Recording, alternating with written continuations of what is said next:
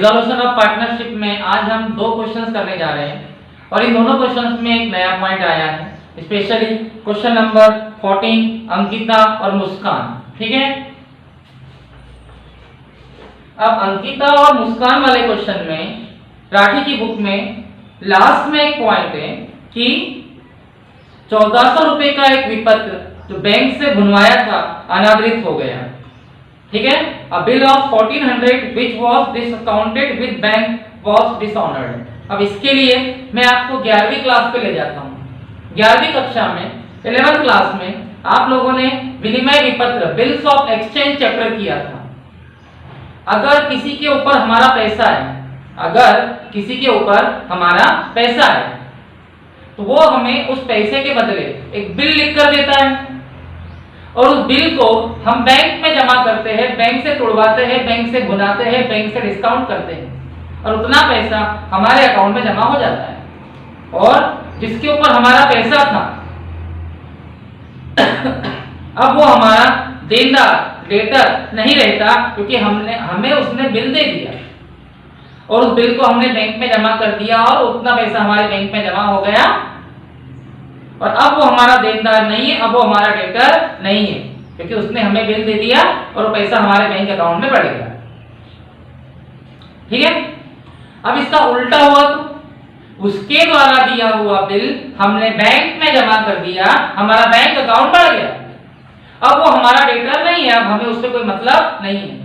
लेकिन अगर बैंक ने वो बिल अनादृत कर दिया, डिसऑनर्ड कर दिया, अस्वीकार कर दिया, लौटा दिया, तो इसका उल्टा प्रभाव, उल्टा इफेक्ट क्या होगा? जिस बैंक को हमने बढ़ाया था अब वो कम हो जाएगी और वो आदमी जिसका वो बिल था वो फिर से हमारा डेटर बन जाएगा। ठीक है, बस यही पॉइंट है। 1400 रुपए का एक बिल, 1400 रुपीज का एक बिल हमने बैंक में जमा किया था, बैंक में डिस्काउंटेड किया था, बैंक से तोड़वाया था और पैसा बैंक अकाउंट में जमा हो गया था हमारी नजरों में।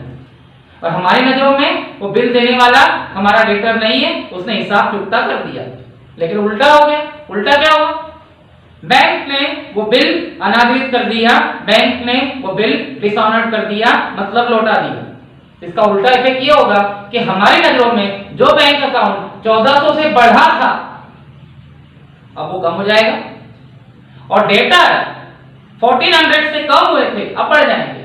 अब बैंक में वो पैसा कम हो जाएगा और डेटर फिर से बढ़ जाएंगे।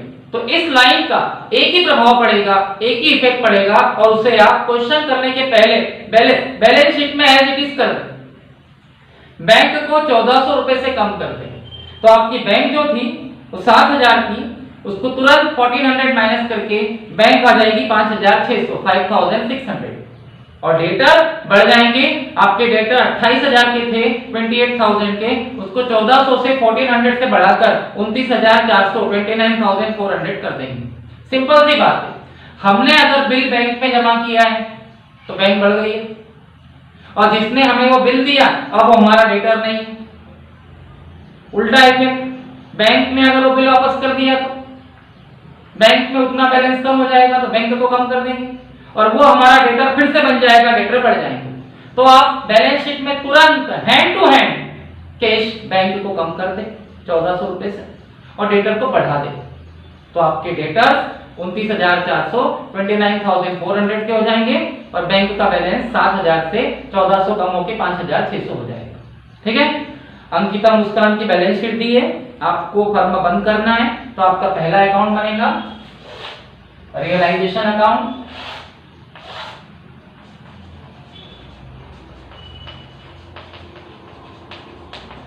दूसरा अकाउंट बनेगा आपका कैपिटल अकाउंट, अंकिता मुस्कान, अंकिता मुस्कान।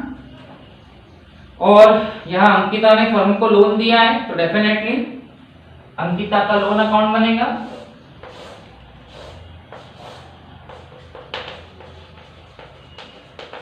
और तीसरा अकाउंट आपका बनेगा कैश अकाउंट,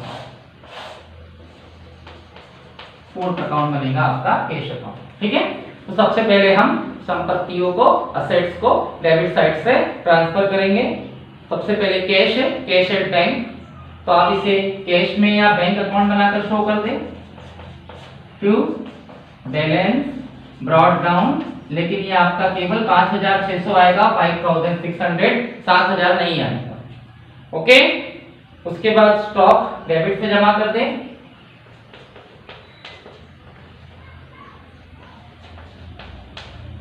उसके बाद डेटर्स, अब आपके डेटर बढ़ जाएंगे, 29,400 के हो जाएंगे, 29,400 के। लाइफ इंश्योरेंस पॉलिसी एक प्रकार की संपत्ति है, असेट्स, ये 8,000 की हो जाएगी। और प्लांट एंड मशीनरी ये आप लोगों की हो जाएगी 87,400, 87,400। अब आप दायित्व को, लायबिलिटीज को क्रेडिट साइड से ट्रांसफर करें। क्रेडिटर्स ये आ जाएंगे आपके 30,800, 30,800। बिल्स पेएबल बिजनेस के बाहर की लायबिलिटीज है, यहां जमा कर दें, और ये हो जाएगा आपका 7,200, 7,200। उसके बाद अंकिता का लोन अकाउंट में जाएगा, ठीक है, बाय बैलेंस ब्रॉट डाउन, और ये आएगा आपका 7,200, 7,500। सामान्य संचय जनरल रिजर्व 24,000 है, इसको हम पार्टनर में बांटेंगे कैपिटल अकाउंट में। और इसको कैसे बांटेंगे? 3 रेशो, अंकिता, मुस्कान, वैशाली 3 पार्टनर है, सॉरी, अंकिता, मुस्कान और वैशाली। अंकिता,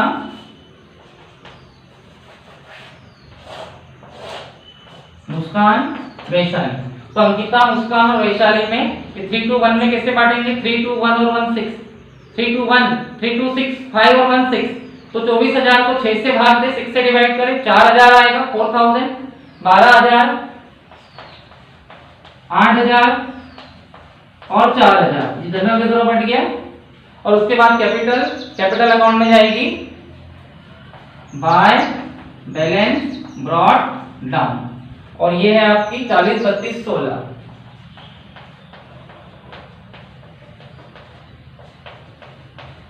ओके, अब आपने ये असेट क्यों जमा की है, क्यों ट्रांसफर करी है? बेचने के लिए। तो बाय कैश, हमें सारी असेट बेचेंगे और सारी असेट बेचकर ये दोनों कर्जों की पेमेंट करेंगे टू कैश। और इस कर्जे की पेमेंट करने के बाद इस कर्जे की पेमेंट भी करनी पड़ेगी टू कैश अकाउंट, ठीक है। तो सबसे पहले क्या बोला गया है आपको कि जीवन बीमा पॉलिसी अंकिता द्वारा 10,000 में ले ली गई। Life policy was taken by Ankita, यानी ये जो लाइफ इंश्योरेंस पॉलिसी है 8,000 की, ये बिक नहीं रही, ये अंकिता ले जाती है। असेट बिकती है तो बाय कैश, और पार्टनर ले गया तो बाय अंकितास कैपिटल। और कितने में ले गई वो? 10,000 में। रियलाइजेशन के क्रेडिट में बाय कैपिटल, कैपिटल के डेबिट में आएगा टू रियलाइजेशन, और अंकिता में आएगा 10,000, यानी ये वाली असेट्स अंकिता ले गई। बाकी की 3 असेट्स का क्या? तो लिखा है कि स्टॉक से 36,000, 36,000, डेटर से 29,000, 29,000, और प्लांट से 72,000, 72,000 वसूल हुआ, रियलाइज हुआ, मतलब बाकी की असेट्स आपने बेची। तो वाई कैश में आएगा, स्टॉक में आएगा आपका 36,000, डेटर में आएगा आपका 29,000, और उसके बाद प्लांट में आएगा आपका 72,000।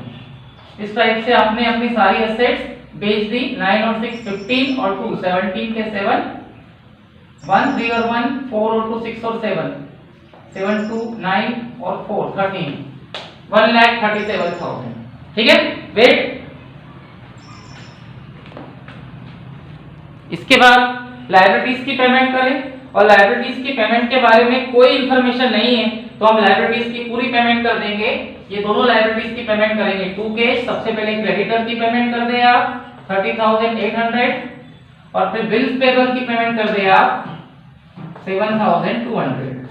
तो इस टाइप से आपने अपनी पूरी लायबिलिटीज की पेमेंट कर दी 38,000, ठीक है। और इस लायबिलिटीज की पेमेंट होने के बाद इस लायबिलिटीज की पेमेंट भी कर दो तुरंत टू कैश 7200। उसके बाद समापन में रिजोल्यूशन एक्सपेंसेस नहीं है, अगर होते तो डेबिट में आते, फिर डेबिट का टोटल लगाए और क्रेडिट माइनस करेंगे, आपका लॉस आएगा, उस लॉस को कैपिटल में ट्रांसफर करेंगे। मैं डायरेक्ट लिख दे रहा हूं, लॉस आपका 17,400 आएगा, 17,400, ठीक है। और इसे हम अंकिता, मुस्कान और वैशाली में बांट देंगे, ठीक है। और डायरेक्ट लिख दे रहा हूं, ये कैसे बांटा गया है, ये आएगा आपका 8,700, आप समझ जाइए, ये आएगा 5,800 और ये आएगा आपका 2,900। उसके बाद बाय लॉस बन जाएगा 2 लॉस, ठीक है। 8,700, 5,800 और 2,900। वैसे यहाँ केवल रियलाइजेशन अकाउंट बनाना है, ओनली रियलाइजेशन अकाउंट, फिर भी आप कैपिटल बना लेते हैं। अब कैपिटल का बैलेंस कैसे निकलेगा, मैं केवल ओरली समझा रहा हूं। अंकिता के पास 40,000 रुपए कैपिटल के हैं और 12,000 रुपीज रिजर्व मिला, मतलब अंकिता के पास 52,000 रुपए है, 52,000, जिसमें से 10,000 की वो लाइफ इंश्योरेंस पॉलिसी अपने घर ले गई है, उसके अकाउंट से पैसा कट जाएगा, और 8,700 उसे लॉस भरना है, उसके अकाउंट से ये पैसा भी कट जाएगा, और इसमें से ये दोनों काटने के बाद जो बचेगा वो अपने घर ले जाएगी टू कैश, ठीक है। मुस्कान के पास 32,000 रुपीज कैपिटल के हैं और 8,000 जनरल रिजर्व के हैं, मतलब उसके पास 40,000 रुपए है, जिसमें से उसे लॉस कितना भरना है, 5,800 भरेगी और बचा पैसा अपने घर ले जाएगी टू कैश। और वैशाली के पास 16 और 4 20,000 20,000, उसमें से उसे लॉस सबमिट करना है 2,900, दे देगी और बचा पैसा घर ले जाएगी टू कैश, ठीक है। कैश अकाउंट कैसे बनेगा, वैसे तो रियलाइजेशन अकाउंट ही बनाना है। रियलाइजेशन के डेबिट में टू कैश 38,000, तो कैश के क्रेडिट में बाय रियलाइजेशन 38,000, रियलाइजेशन के क्रेडिट में बाय कैश 1,37,000, तो कैश के डेबिट में टू रियलाइजेशन 1,37,000। अंकिता, मुस्कान, वैशाली के डेबिट में टू कैश, तो कैश के क्रेडिट में by Ankita's capital, by Muskan's capital, by Vaishali's capital. और लोन के डेबिट में टू कैश, तो कैश के क्रेडिट में आएगा बाय लोन, और आपका कैश अकाउंट बिल्कुल एक दूसरे से मैच कर जाएगा। मैंने क्वेश्चन शॉर्टकट में कराया है, और वैसे भी यहाँ केवल रियलाइजेशन अकाउंट बनाना था, मैंने बाकी के अकाउंट आपको ओरली समझा दिए, बट रियलाइजेशन आपके समझ में आ गया होगा, ठीक है। अब एक एग्जांपल नंबर 6 हम करते हैं, वेट कीजिए।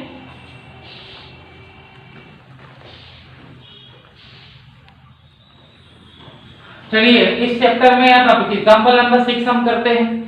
अब इसके बाद में इस चैप्टर के ऐसे क्वेश्चंस आएंगे जो थोड़े से अलग है, ओनली 4 क्वेश्चंस रिमेनिंग बचते हैं, तो मैं कोशिश करूंगा कि कल जो वीडियो आपके सामने आएगा या नेक्स्ट वीडियो जो आपके सामने आएगा उसमें ये चैप्टर टोटली कंप्लीट हो जाए। आपका अगला वीडियो थोड़ा सा बड़ा बनेगा, एटलीस्ट 2 वीडियो बनेंगे आपके, अब एक ऑब्जेक्टिव का बनेगा स्पेशली और एक लास्ट 4 क्वेश्चंस का, ठीक है। अभी चैप्टर आपका एंड हो जाएगा, आपने लगभग बहुत सारे क्वेश्चन इस चैप्टर में कर लिए हैं, और जिस टाइप के किए हैं 100% उसी टाइप के क्वेश्चन एग्जाम में आते हैं। जो करंट अकाउंट से रिलेटेड क्वेश्चन है वो आप नहीं भी करोगे तो चलेगा, क्योंकि उस टाइप के केवल 2 या 3 ही क्वेश्चन हैं, उसके बारे में भी मैं आपको डिस्कस करूंगा। एग्जांपल नंबर 6 है, राम, श्याम, गोविंद 3 पार्टनर है, उनका रेशो 1/2, 1/3, 1/6 है, और उन्होंने अपने बिजनेस को बंद किया है, उनकी बैलेंस शीट दी है। तो पहला अकाउंट एग्जांपल 6 है आपका, पहला अकाउंट आपका सिंपली रियलाइजेशन अकाउंट बनेगा, दूसरा अकाउंट आपका नॉर्मली कैपिटल अकाउंट बनेगा,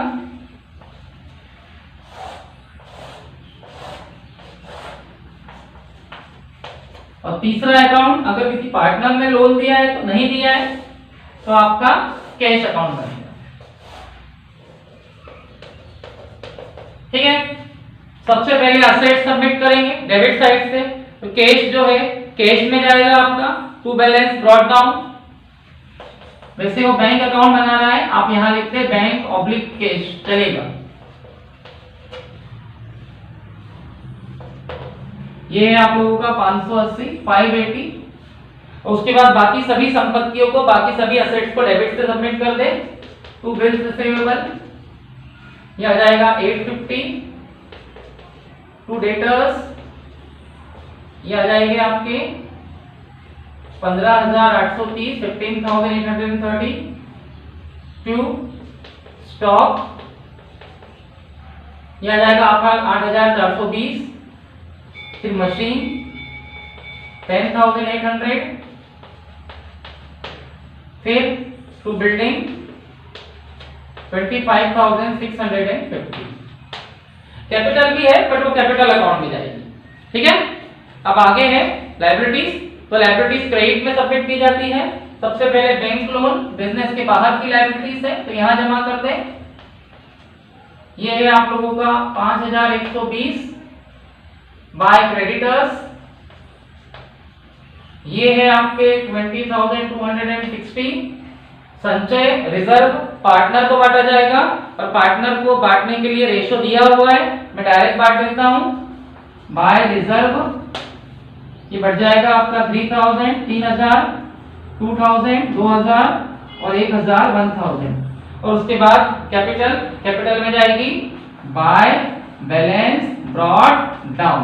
अब राम और श्याम के कैपिटल दायित्व में है लायबिलिटीज में, और लायबिलिटीज का क्रेडिट बैलेंस होता है तो इसकी कैपिटल क्रेडिट में जाएगी 20,000 20,000 और 12,000 12,000। इसका मतलब है कि इनके अकाउंट में पैसा जमा है। और गोविंद की कैपिटल का असेट्स में दी है और असेट्स का डेबिट बैलेंस होता है तो ये बैलेंस लायबिलिटीज ना होके असेट्स माना जाएगा तो ये डेबिट में आएगा। To balance brought down. और ये है गोविंद का 1250। इसका मतलब ये है कि राम और श्याम के कैपिटल अकाउंट का क्रेडिट बैलेंस है क्योंकि वो लायबिलिटीज है, और श्याम गोविंद के कैपिटल अकाउंट का डेबिट बैलेंस है क्योंकि वो असेट्स में है। इसका मतलब राम और श्याम के कैपिटल अकाउंट में पैसा जमा है और गोविंद के कैपिटल अकाउंट में पैसा जमा नहीं है। उल्टा गोविंद को फर्म को इतना पैसा देना है, गोविंद के ऊपर फर्म का इतना कर्जा है। ठीक है, ये इसका मतलब है। राम और श्याम की कैपिटल में पैसा जमा है और गोविंद के कैपिटल अकाउंट में पैसा जमा नहीं है, गोविंद से फर्मों को लेना है।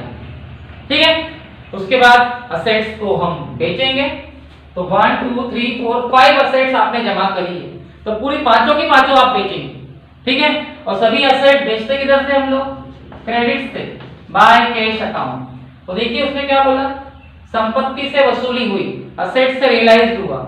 आपको बिल्डिंग से मिला 15,500, आपको मशीन से मिला 8,000, स्टॉक से आपको मिला 9,300, डेटर से आपको मिला 14,630, बिल्स रिसीवेबल से आपको मिला 850। यानी आपने जो 5 असेट जमा की थी, या तो आपने ये बेच दी या हमसे पैसा वसूल किया। इसके अलावा एक और असेट से एक और संपत्ति है जो बैलेंस शीट में नहीं थी लेकिन बिजनेस बंद करते समय वो अचानक से हमारे सामने आ गई, तो उसे भी हम इसके साथ बेच देंगे। इसे अलिखित संपत्ति, अनरिकॉर्डेड असेट्स कहते हैं। आपने कितनी असेट सबमिट की थी? 5। बेची भी कितनी? 5।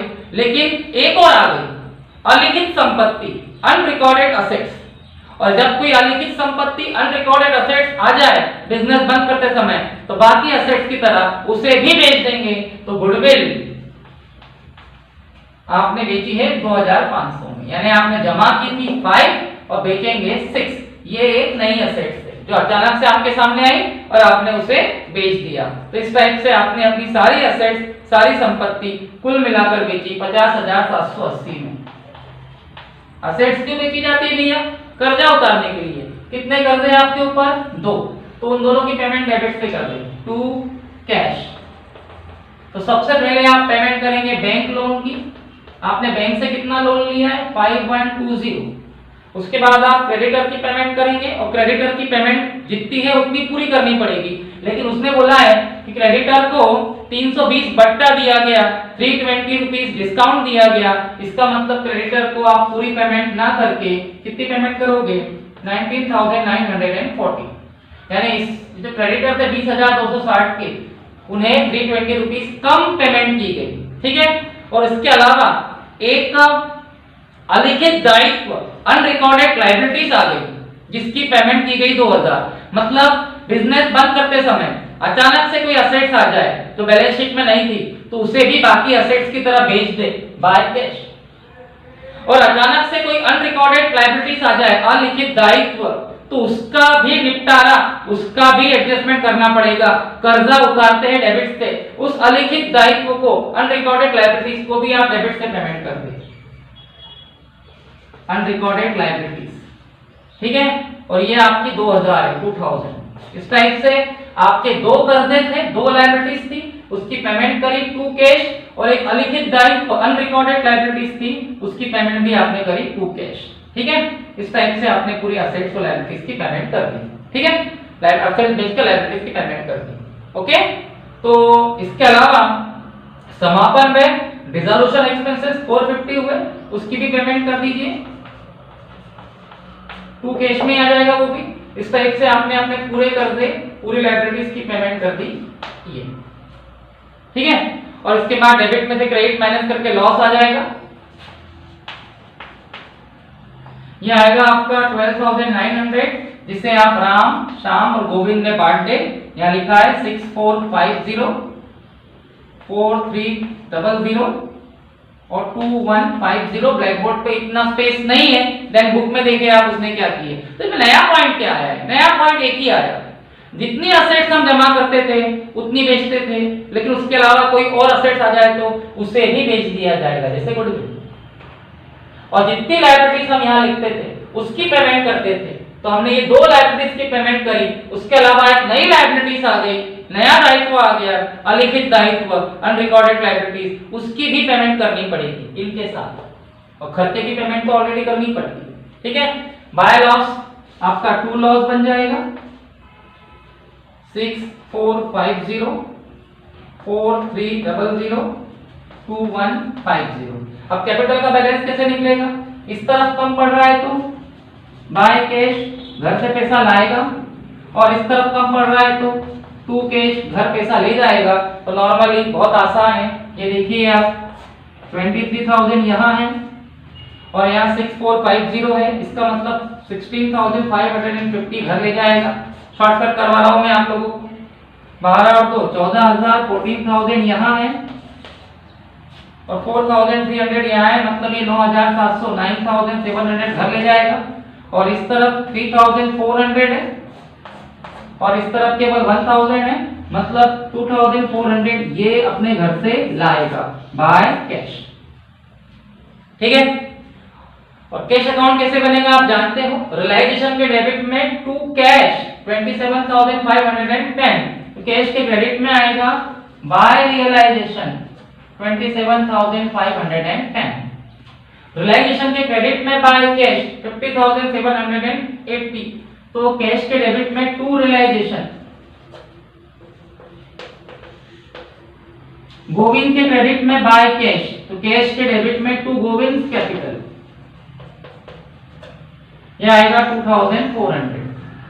और राम और श्याम के डेबिट में टू कैश, तो कैश के क्रेडिट में आएगा by Ram's capital and by Shyam's capital, ये जो भी है 16,550 और 9,700। और इस टाइप से आपका कैश का दोनों साइड का टोटल सेम आ जाएगा। ये एग्जांपल नंबर 6 है, ठीक है।